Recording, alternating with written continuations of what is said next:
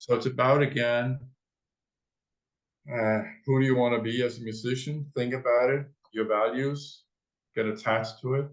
Then when you start practicing, also practice taking breaks. Okay. And I typically use a model from tennis where they have, say, 20 seconds between the points. Can you explain a bit more how this is applying to music? The bad player will spend 15, 16 seconds of this time in the past, reacting to the past, and then they only have 4 or 5 seconds to get ready to the present. The very good players will only spend 2 or 3 seconds about the past, then get grounded. And the quality of how you get grounded is actually a determining factor on how you move from, okay, what's the next and how do I want to feel? So if I'm not grounded very well, I can get to the what, but I may not be able to get to how I want to feel. Okay, yes. So, and this is what the good tennis players can do. And I use this model with just about all musicians that I work with to apply the concept of those 20 seconds from tennis. Okay. And then you can expand on the 20 seconds, you can take longer time. The thing is to learn that within the first 2-3 seconds, you'll learn to appraise or praise your effort rather than only looking at the outcome. Very nice said. So if you can appraise your effort and then use that positivity to get grounded better and faster, then you decide on the what. Again, if you're the constructive perfectionist, one thing to focus on. How do I want to feel when I do that? And then we go again with curiosity, see what happens. So that's probably the main things that I really emphasize, learning to take breaks. Because if you ask musicians today, how many breaks do you have during a day? You said none. They may say 2 or 3. Mm-hmm. And then no wonder they're stressed or burned out or whatever. Yeah. So if they learn to do a lot of these small breaks, they can actually practice for longer. So you mentioned something about study regarding breaks. Can you tell us more, please? Yes. Again, if we ask people how many breaks they have during a day, they will say perhaps 2, 3, or 4. And the thing is, musicians practice, say, anywhere from 3 to 6 hours a day, some even more. And if we kind of look into we talked about making mistakes. How do you kind of reset? If you don't take time to reset, then you play on with some kind of frustration perhaps in your body. And what do you mean by reset? Like totally a break? Just like say the tennis players bending, okay, I just made a mistake, but I made the right effort. I tried this or that. And then getting into, okay, grounded, feel again, breathing, thoughts or focus, whatever. So you feel grounded. Here, the breathing is a good thing to practice. And then, okay, what is it that I have to focus on now? Which one thing? And then how do I want it to feel? The energy associated with that. And then you play. So you kind of, like the tennis players, they can reset in 20 seconds. In music, we can learn to do it in 10 seconds. Of course, when you're on stage, you don't just stop and say, sorry, I need 10 seconds. To reset myself. Yeah.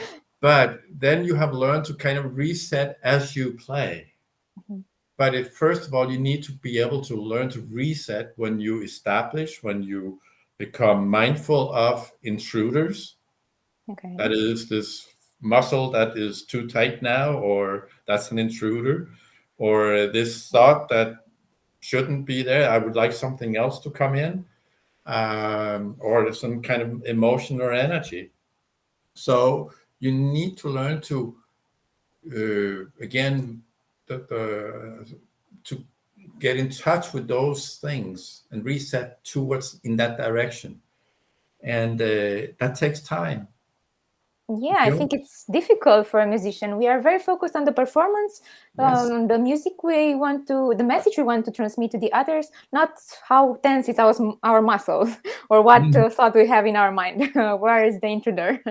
And that's where I talk about some musicians will deny. They just want to force the music out of their instrument because they must practice. Yes, but you have to establish, become aware of what are the intrusions or what are the intruders and deal with them. It's not about removing them. I think a lot of musicians have been on stage, played wonderfully. And if you ask them afterwards how they felt, they would say, I felt terrible. I was so nervous. And yet they played wonderfully. So it's not just about removing all of this. It's about learning to deal with it, to be in it. And then as we learn that, some of it will become less and less. But what do you think, what will be the consequence if we are just avoiding or denying these things and going on? For example, this musician who played extremely good, but he felt terribly inside. How it will be after time? It could be at the end, after a very short time, actually, that they say, but I don't want to feel this way. And then they stop playing. So it's like a career ending point? For some, it is because they feel so terrible. And it's just a matter of survival every time. And if that's a big battle every time, it's about survival. And it is mentally so stressful. And if you can't release it when you walk or when you get home and it stays with you, that's when it really makes a big difference. If you can release it, then you may have enough energy to go into this battle again next week or next concert. But if you cannot release it, and just small parts of it is attending your next rehearsal, then it is really people will stop because that it's not worth it. Okay, so they will not find any value or any satisfaction in it. They will. The enjoyment is totally gone. Even though they find people being very happy with their music, it becomes not important all of a sudden because their own mental health is so worn down. So really what's again, the play from your values, use your values when you're entering the tough times, practice the good break, so you become settled more often. And when you start practicing that, I haven't, as I said, I did a study with one of the professors at the conservatory, and we introduced this concept of breaks. And then after a while, we asked the students how many practice sessions did they have in a week. Okay. Some have started introducing this break into their practice, so they had 45 practice sessions in a week. Those who hold on to the old way of practicing, they only had 15 practice sessions.